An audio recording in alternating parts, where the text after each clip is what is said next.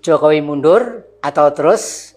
Di dalamnya ada 13 bab oleh Pak D besar Xi Jinping dan Pak D kecil Jokowi setelah Jokowi melawat ke China barusan akhir Juli yang lalu. Indonesia pada era Jokowi mendudukkan diri sebagai klien RRC. Seluruh sisa waktu Jokowi sebagai presiden pasti akan dimanfaatkan secara maksimal untuk menggenjot proses Chinization Indonesia. Saya kira begitulah seharusnya sikap seorang intelektual sejati seperti Rocky Gerung.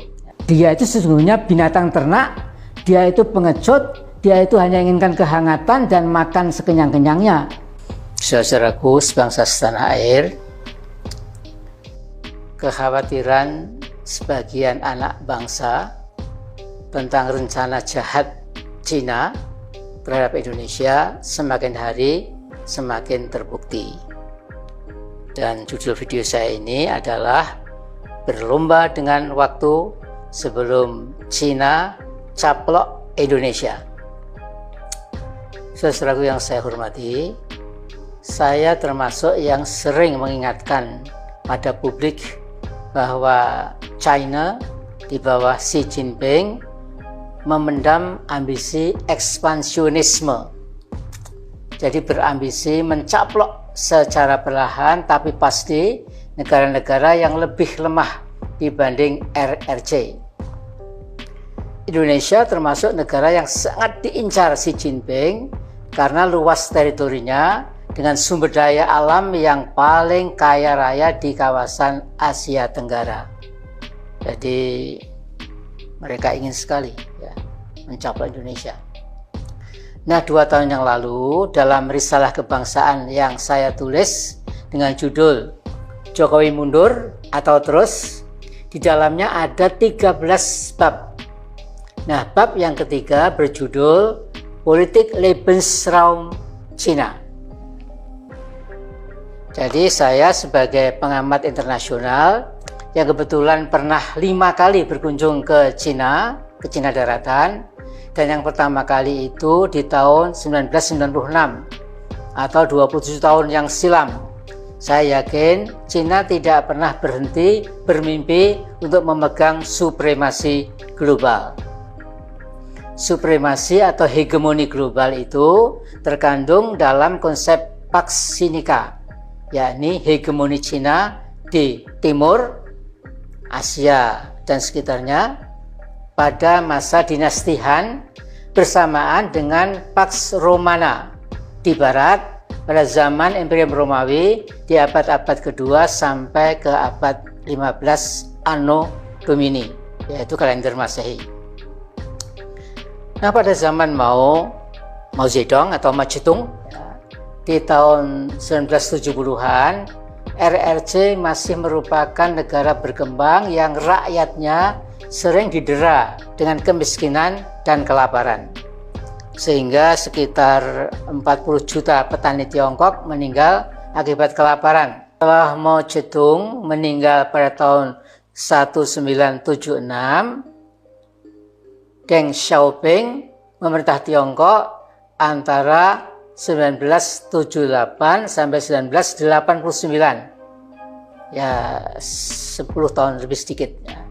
Dia berhasil mengakhiri sengsara rakyat Cina dengan politik buka pintu open door policy kepada para investor asing, dan ekonomi China menggeliat menjadi ekonomi yang mengagumkan dengan rate of economic growth seingat saya hampir tidak masuk akal, 12% dan ke atas. Nah, singkat cerita, Xi Jinping yang sekarang menjadi presiden China telah berhasil menjadikan China sebuah economic powerhouse, dan Xi Jinping juga menjadi ketua PKC, juga pemegang kekuasaan tertinggi PLA, People's Liberation Army, kemudian Direktur Badan Intelijen China, dan banyak posisi-posisi strategis lainnya di bidang politik, ekonomi, dan militer, sehingga dijuluki sebagai Chairman of Everything.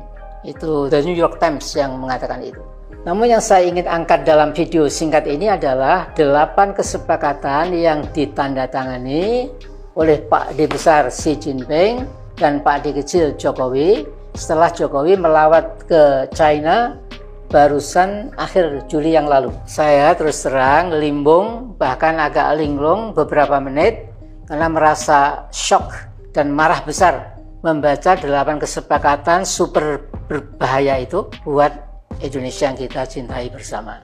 Nah, di antara 8 kesepakatan itu paling tidak ada 4 hal yang membuat saya langsung shock. Itu pertama, kerjasama perencanaan berbagi pengetahuan dan pengalaman terkait pemindahan ibu kota baru Indonesia, yaitu IKN Nusantara. Nah, sekarang sudah bulan Agustus 2023, Istana sudah pekuar berkali-kali, ya maaf agak kasar, pekuar, akan melaksanakan peringatan Hari Kemerdekaan RI yang ke-79 di IKN Nusantara. Padahal sampai sekarang silahkan saudara-saudara lihat lewat YouTube, IKN itu baru selesai sekitar 5-6% saja. Memang ada channel tertentu yang mencoba ngibul dan mengatakan sudah selesai 30%. Nah, Luhut mengatakan tetap optimis bisa selesai tepat waktu dengan mengatakan sudah ada kesepakatan dengan Cina yang akan ikut membantu penyelesaian IKN Nusantara. Saudara sekalian, ya, sesungguhnya kalau kita mau objektif ya, mangkraknya pembangunan IKN Nusantara nanti, saya yakin sangat mengganggu stabilitas pemikiran Jokowi. Dan mangkraknya bangunan Hambalang tidak ada 1%-nya dibandingkan IKN Nusantara.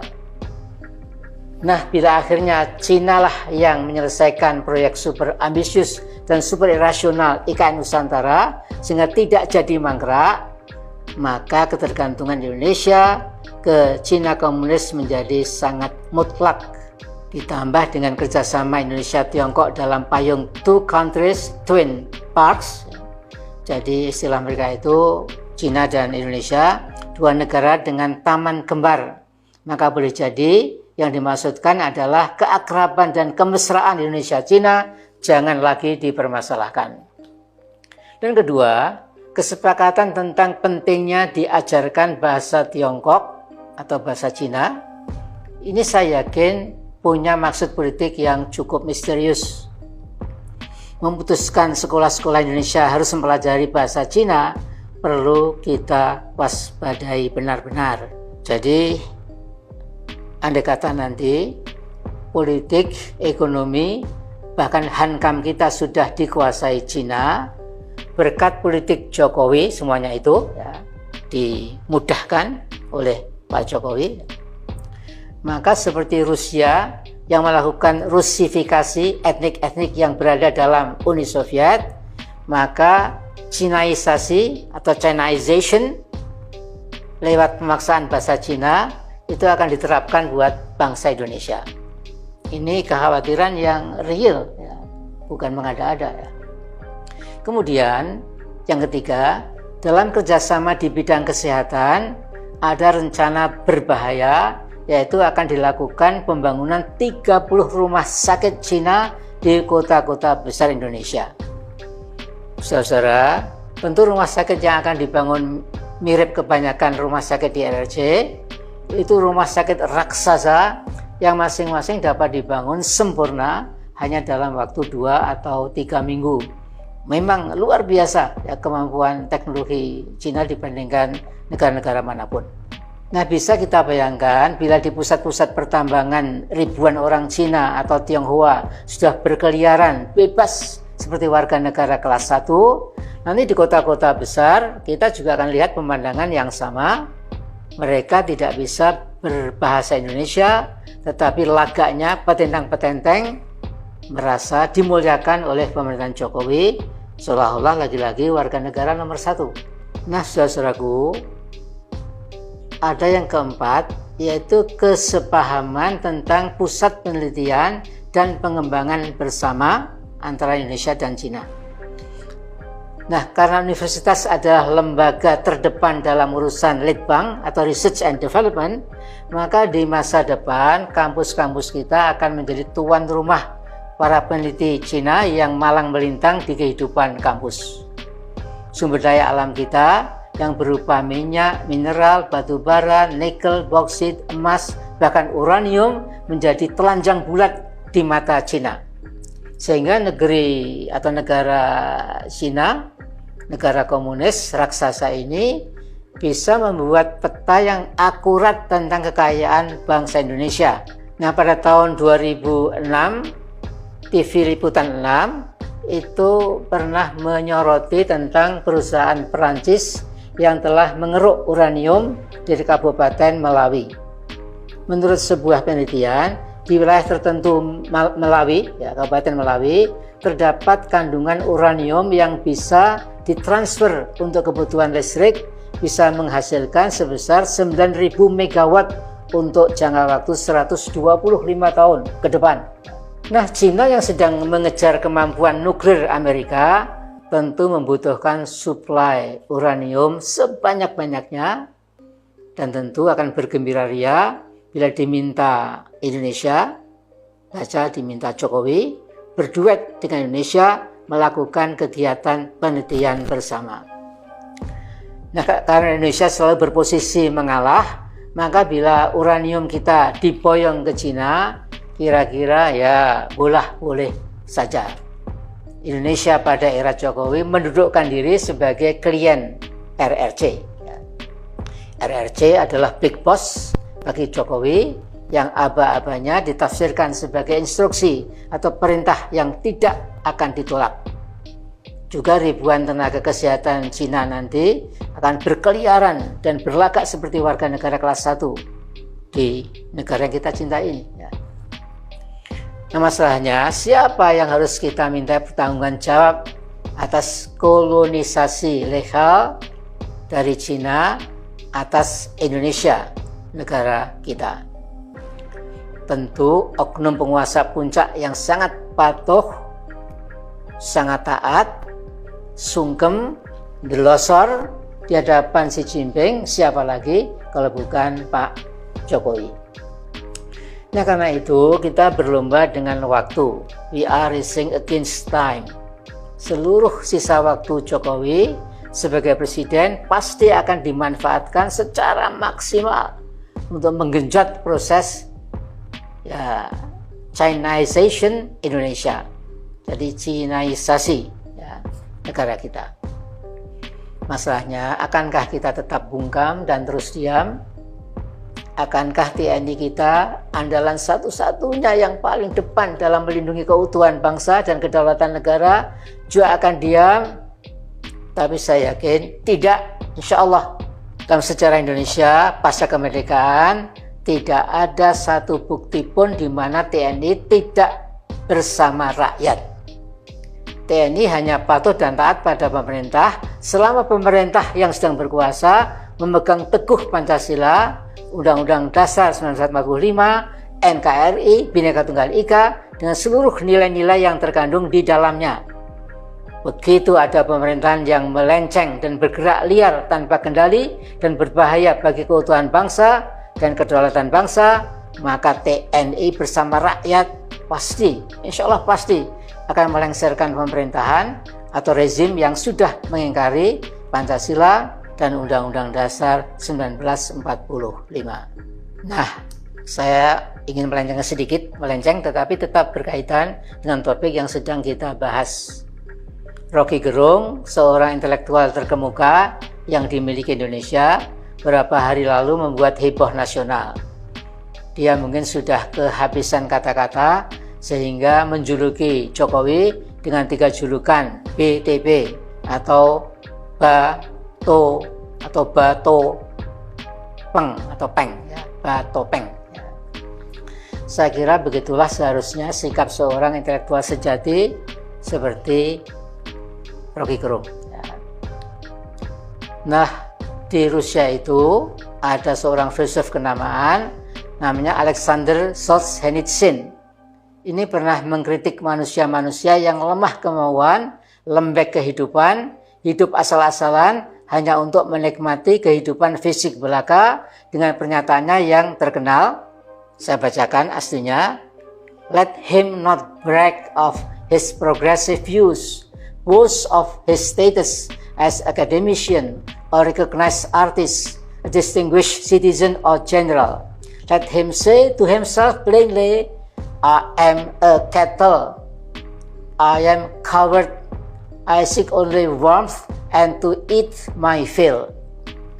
Artinya, jangan biarkan dia, maksudnya orang-orang yang hanya memikir kepentingan sendiri, menyombongkan gagasan-gagasan progresifnya atau menggedebus tentang statusnya sebagai akademisi atau sebagai artis ternama atau sebagai warga negara atau jenderal kenamaan.